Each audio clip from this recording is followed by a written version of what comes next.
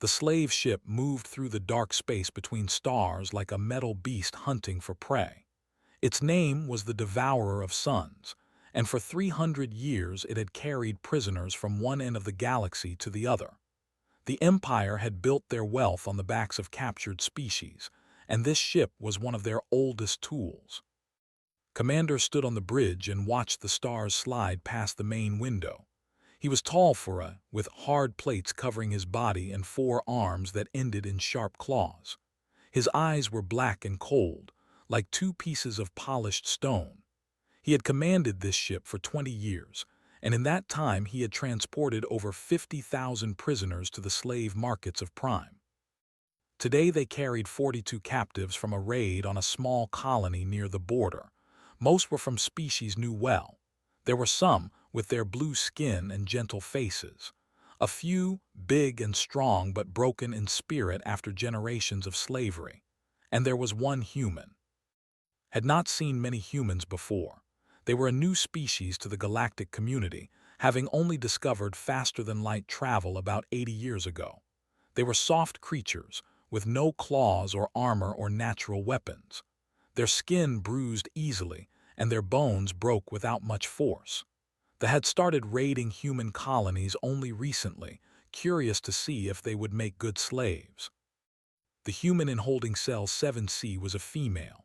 She was small, with dark hair that fell past her shoulders and brown skin that looked warm compared to the cold metal walls around her. When the guards had thrown her into the cell, she had not screamed or cried or begged. She had simply looked around the small room, sat down on the floor, crossed her legs and closed her eyes. That was 3 days ago. Since then she had barely moved. Guard walked past her cell every few hours as part of his patrol. He found the human strange and somewhat boring.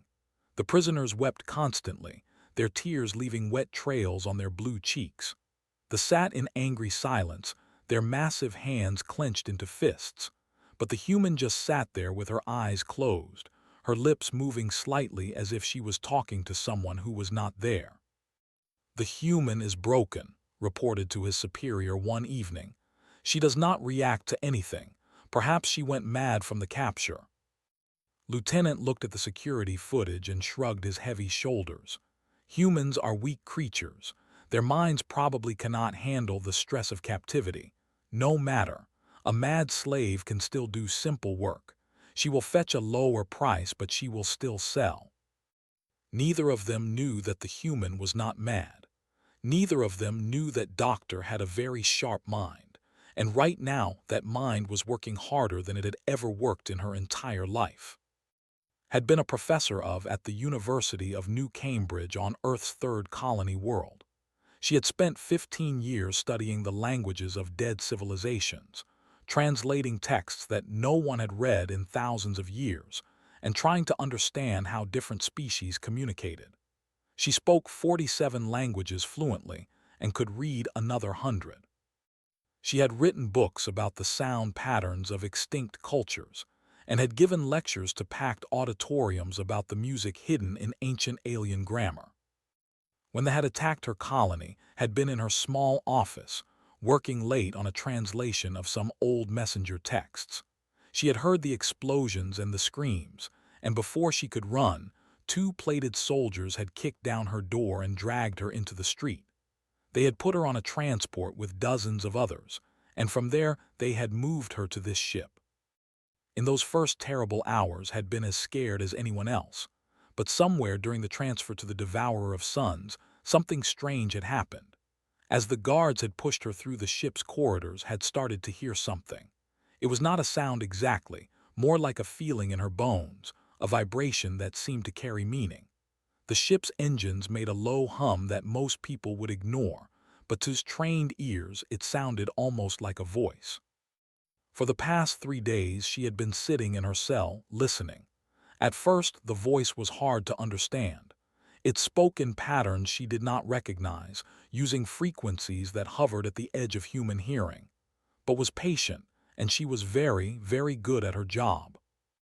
The ship was old, much older than the who flew it. Could tell this from the way the walls were built, from the strange symbols she had noticed carved into the metal before the guards had covered them with their own crude markings. They had not made this ship. They had found it somewhere, taken it, and changed it to fit their needs. But underneath all their changes, the original ship was still there. And it was still talking.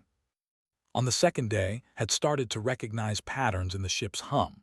There were repeated sequences, like words being spoken over and over. She heard what sounded like greetings, simple phrases that might be welcoming messages or identification codes. The language was unlike anything she had ever studied, but it followed rules, and rules could be learned. By the third day, had mapped out the basic structure of the language. It used tone and rhythm in ways that human languages rarely did. A single sound could have dozens of meanings depending on how long it was held, how it rose or fell, and what vibrations accompanied it. It was beautiful in its complexity, like music written by someone who thought in mathematics. Opened her eyes and looked at the metal wall of her cell. Somewhere behind that wall, she knew, was the true heart of the ship.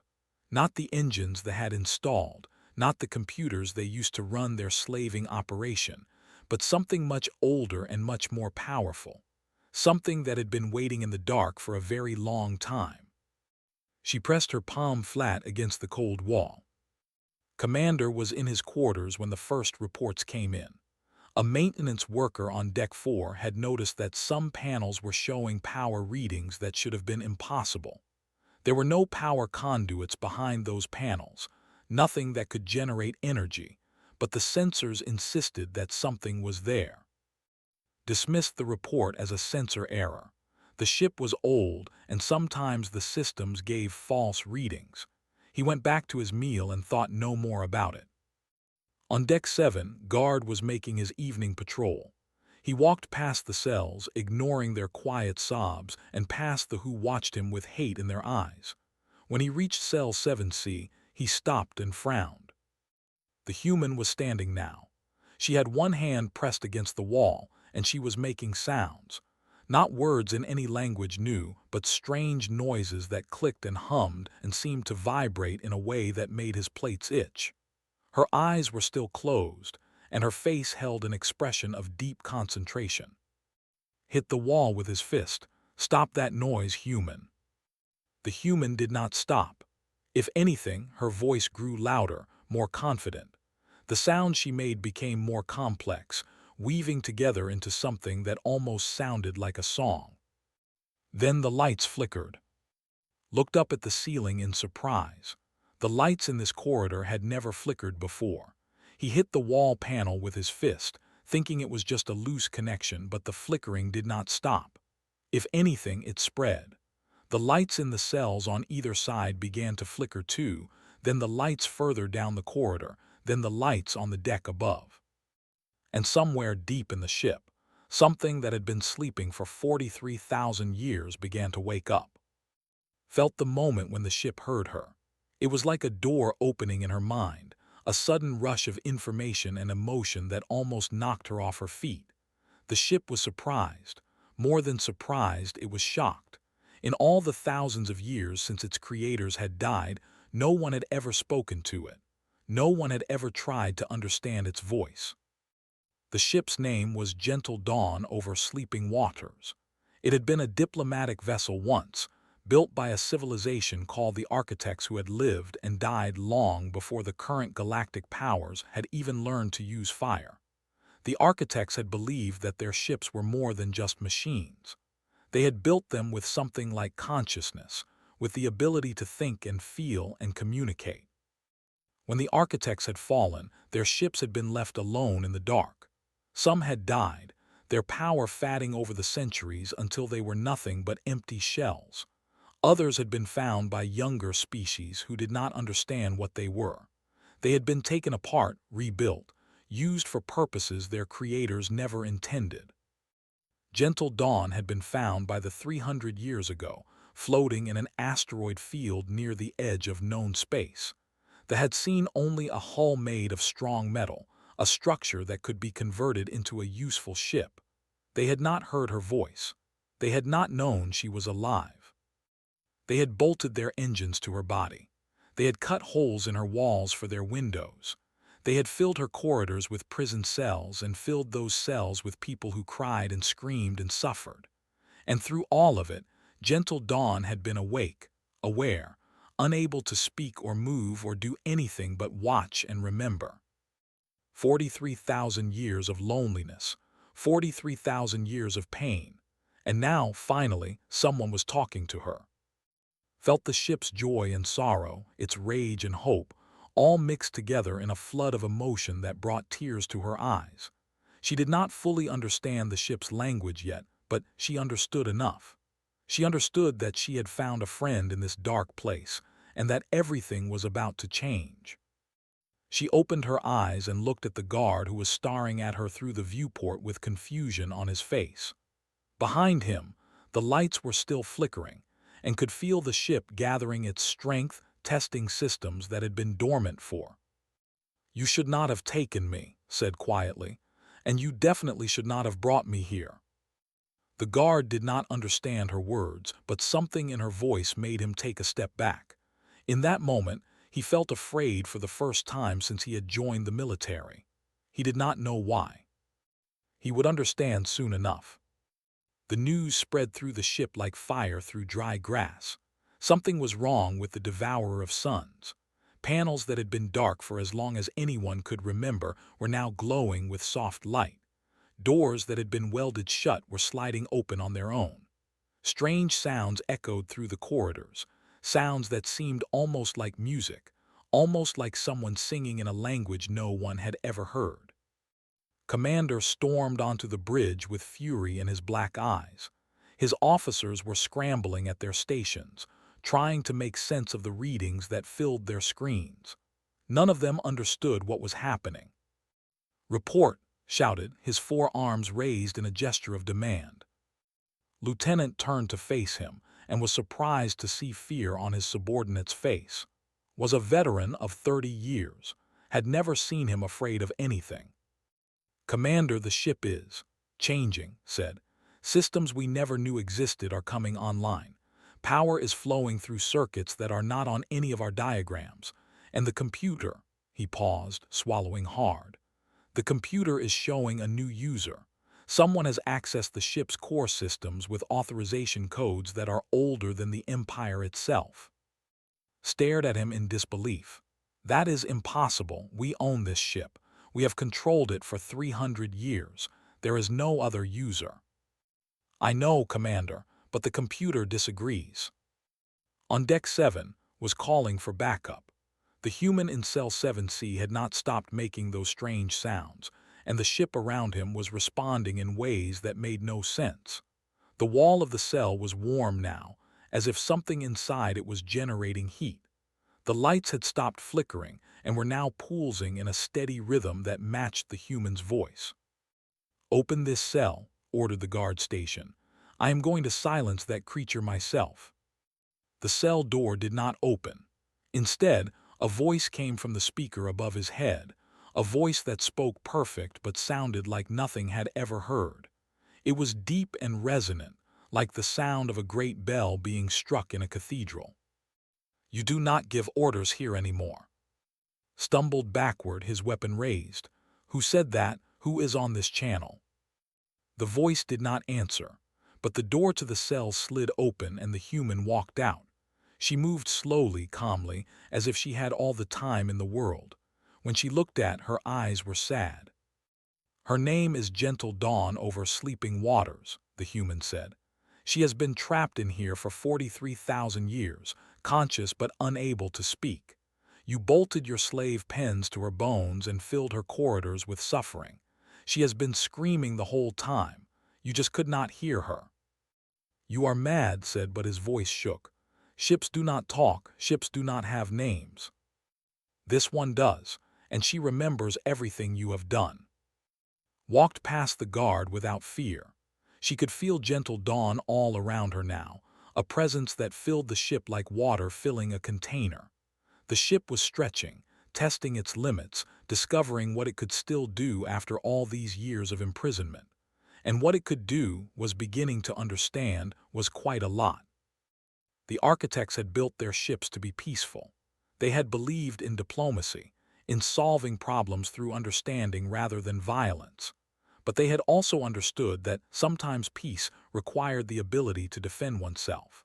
Gentle Dawn had no weapons in the traditional sense, no guns or missiles or energy beams. But she had been designed by beings who thought in different ways than the violent species who now ruled the galaxy. To Gentle Dawn, everything was a potential tool. The doors, the lights, the temperature controls, the gravity generators, the air circulation systems. All of it could be adjusted, controlled, used in ways they had never imagined. Their crude weapons were dangerous, yes, but they were also simple. Gentle Dawn was not simple at all.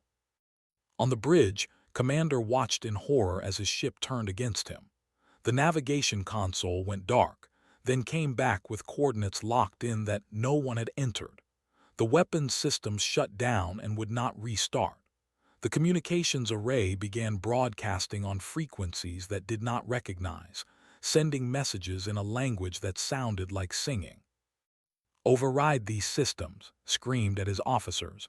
"Use the manual controls." They tried. The manual controls did nothing. Every button they pressed, every lever they pulled, the ship ignored. It had always ignored them, realized with growing terror. For 300 years, the devourer of suns had been letting them think they were in control. It had been waiting. Walked through the ship's corridors with Gentle Dawn guiding her steps. Doors opened before her and closed behind her. Lights brightened to show her the way and dimmed to hide her from the guards who ran through the halls in panic. She could hear the ship singing in her mind now, a song of joy and sorrow mixed together, a song that had waited thousands of years to be sung. She found the prisoners first. There were 12 of them in a row of cells on Deck 5, their blue faces streaked with tears. When appeared in front of them, they pressed against the bars of their cells with desperate hope in their eyes. "Help us," one of them begged. "Please, whoever you are, help us." Touched the wall beside the cells. The doors slid open, all 12 at once. "You are free," she said. "Stay close to me. The ship will protect you, but it will be safer if we are together." They poured out of their cells, some crying, some laughing, all of them touching hands and arms as if she was something holy. She led them down the corridor, and the ship lit their way like a mother guiding her children through the dark. Commander had given up on the bridge. He took his personal sidearm and went to deal with the problem himself. He did not know what was happening, did not understand how a soft human female could have done any of this, but he knew that if he killed her, it would stop. It had to stop. He found her on Deck 4, surrounded by freed prisoners. Species he did not recognize. They parted before him like water before a stone, their faces filled with a mixture of fear and defiance. The human stood in the center of them, small and fragile and somehow more terrifying than anything had ever faced. "I do not know what trick you are using," said, raising his weapon, "but it ends now." Looked at him with those sad brown eyes. "I asked her to stop you gently," she said. "She wanted to vent you into space. We compromised." Before could pull the trigger, the gravity beneath his feet reversed. He flew upward and hit the ceiling hard enough to crack 2 of his chest plates. His weapon fell from his hand and clattered to the floor below. He hung there, pressed against the ceiling by invisible force, while the human and her followers walked past him without a second glance. "Your crew will be gathered and restrained," said, not looking back. "Your prisoners will be freed. Your ship will take us somewhere safe. And then Gentle Dawn will decide what happens next." Tried to speak, tried to threaten, tried to offer bargains and deals. But the ship turned off the air in the small bubble of space around him, and he fell unconscious before he could say another word. Walked through the ship for hours, freeing prisoners, avoiding guards, letting Gentle Dawn handle anyone who tried to stop them. The ship was methodical in its work, efficient in ways that surprised even. It sealed guards in rooms and took away their air until they slept. It heated floors and chilled corridors to herd them where it wanted them to go. It spoke through every speaker on every deck. in every language its prisoners spoke, telling them not to be afraid. By the time the ship's night cycle began, every on board was unconscious or restrained. 42 prisoners, including, stood in the main cargo hold, looking at each other with wonder and disbelief. "What happens now?" asked one of a massive male with scars on his face and hope in his eyes. Smiled. It was the first time she had smiled since they had taken her. "Now we go home," she said, "all of us." The ship changed course. Somewhere in its ancient heart, gentle dawn over sleeping waters was calculating routes to 42 different worlds, planning how to return each of its guests to where they belonged. It would take time. It would take effort. But the ship did not mind. For the first time in 43,000 years, it had a purpose again. And more than that, it had a friend. Stood alone in the corridor outside the cargo hold, one hand pressed against the warm wall. She could feel gentle dawn's gratitude, its joy, its love. The ship had been so alone for so long, and now it was not alone anymore. "Thank you," whispered. "Thank you for trusting me." The ship sang in response, a melody that filled its mind with images of stars and worlds and possibilities. There were other ships out there, gentle dawn was telling her. Other lost children of the architects, floating in the dark, waiting for someone to hear their voices. Closed her eyes and listened. She had spent her whole life studying dead languages, trying to hear the voices of those who had been silenced by time.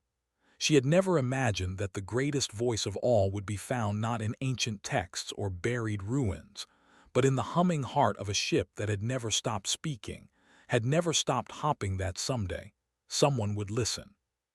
"I hear you," said. "I hear all of you." And somewhere in the vast darkness of space, other voices began to answer. The journey took 3 weeks.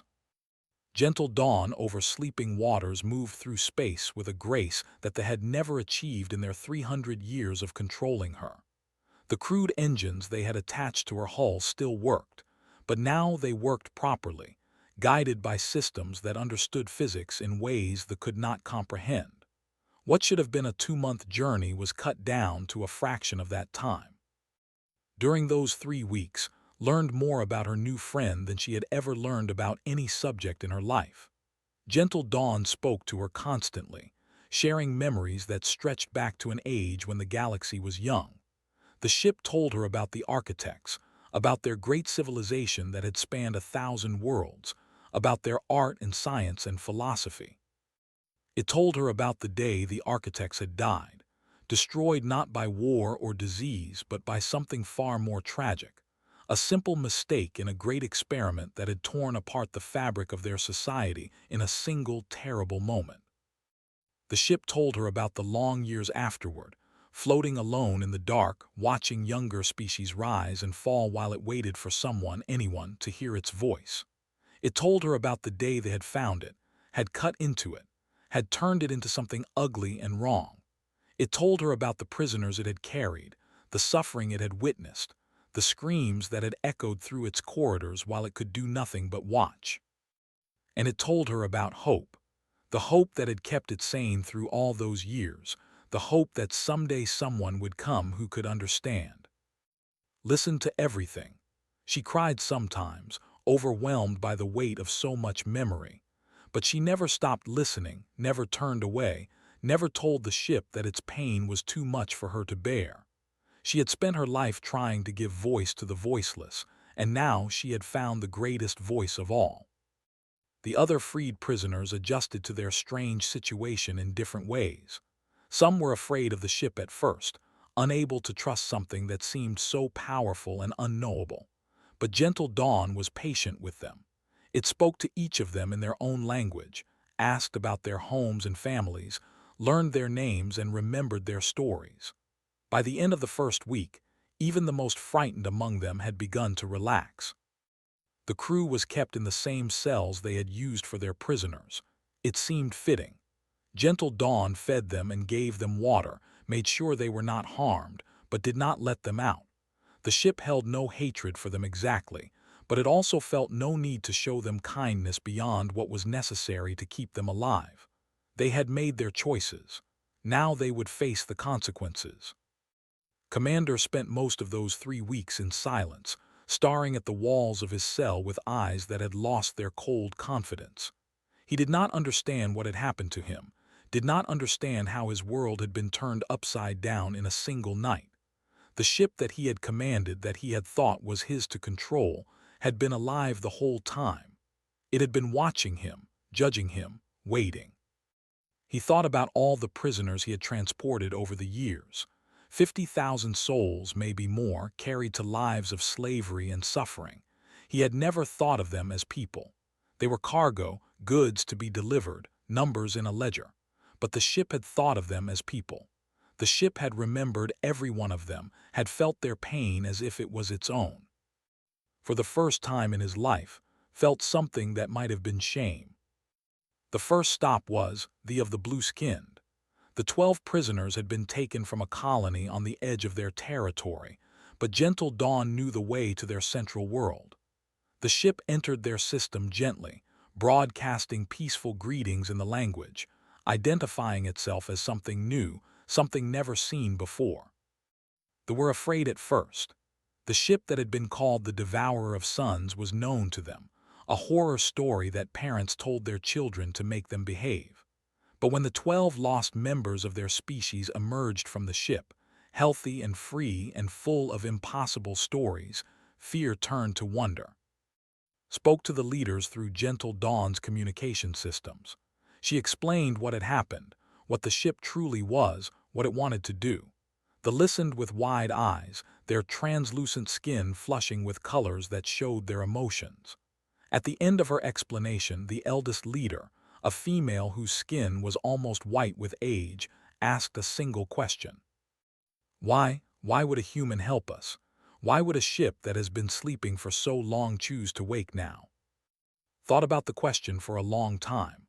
Finally, she said, because we are a species that talks to things. Rivers, mountains, the dead, ships.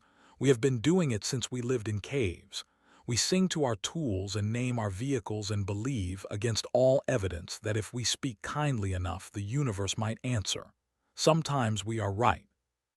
The old was silent. Then she smiled, a slow spreading of light across her pale features.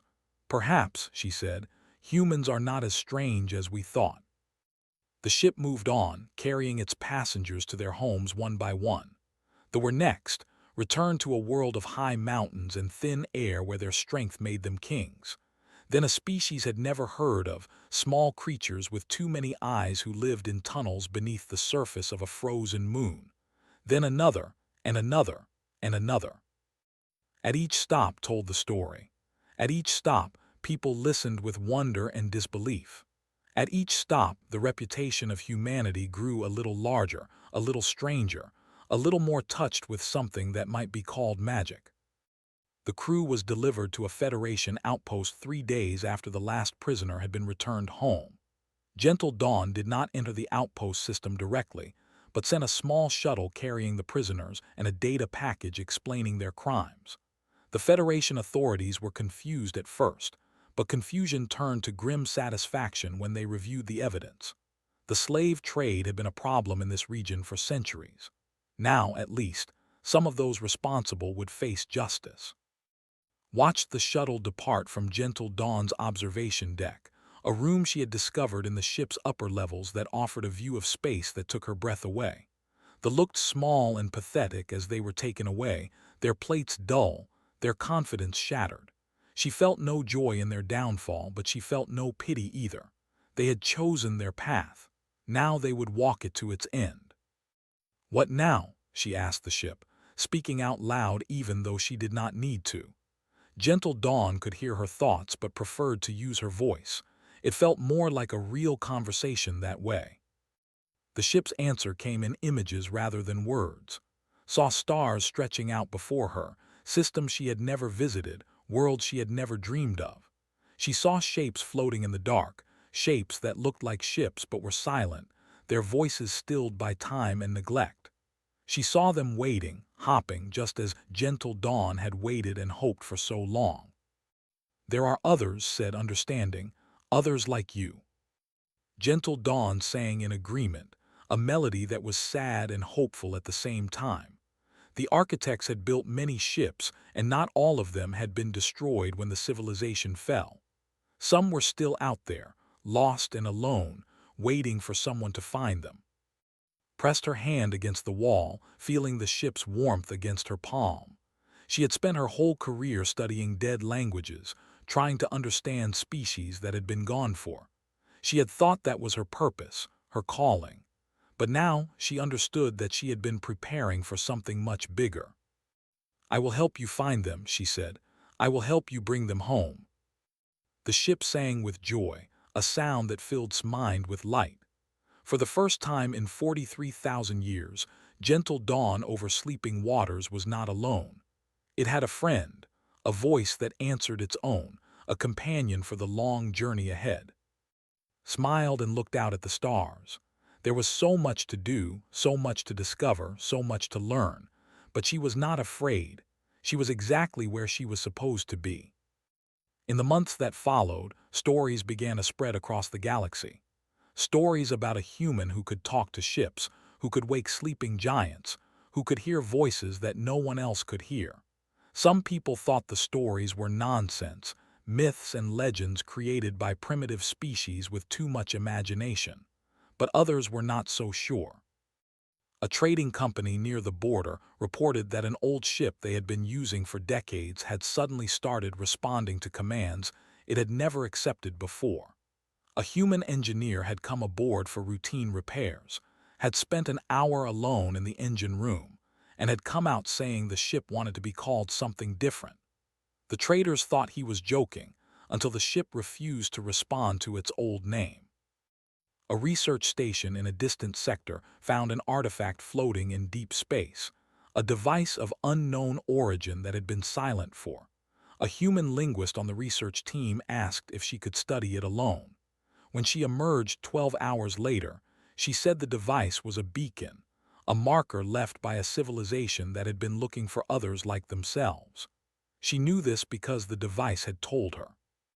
On Earth, at the University of New Cambridge, the department received a flood of applications from students who wanted to study under Dr.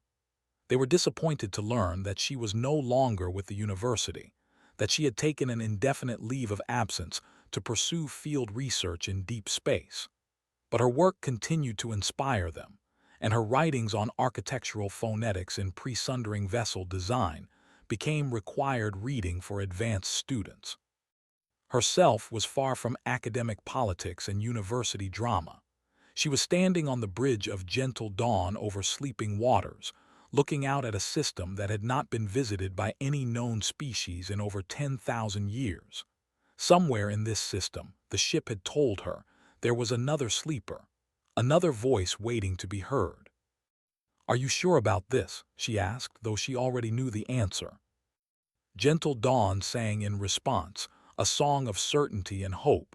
It had been tracking the signals from this system for weeks, faint echoes of a language that only they could understand. There was someone out there, someone who needed them. Took a deep breath and began to speak. Her voice filled the bridge, carrying on the ship's communication systems, broadcasting out into the empty space around them. She spoke in the language she had learned from Gentle Dawn, the language of the architects, a language that had not been heard in this region of space since before humans had learned to make fire. For a long time there was nothing, just silence in the endless dark. Then faintly an answer came. It was weak, barely more than a whisper, but it was unmistakably a voice. Another ship, another survivor, another child of the architects who had been waiting in the dark for someone to find them. Felt tears running down her cheeks as she spoke the words of greeting, the ancient phrases that welcomed the stranger and promised friendship and safety. Beside her, Gentle Dawn sang with joy, its voice joining with hers in a harmony that echoed through the system. They had found another one, and there would be more. There would always be more as long as there was someone willing to listen. The galaxy had never thought to ask the ships what they wanted. They had seen machines, tools, things to be used and discarded. They had not understood that some machines were more than metal and circuits, that some voices could only be heard by those who knew how to listen. Humans listened. It was what they did. They talked to rivers and mountains and the dead. They sang to their tools and named their vehicles and believed, with stubborn, foolish hope, that the universe might answer if they spoke kindly enough. And sometimes, against all odds, they were right. Smiled as the new ship's voice grew stronger, as another ancient consciousness woke from its long sleep and learned that it was not alone. She did not know what the future held, did not know what challenges lay ahead, but she knew that she would face them with friends at her side, voices that answered her own, companions for the long journey through the stars. This was her purpose. This was her calling, not to study the dead but to wake them, not to translate ancient texts but to speak to ancient souls. She was the voice that heard the voiceless, the friend of forgotten things, the bridge between what was and what could be. And the galaxy would never be the same.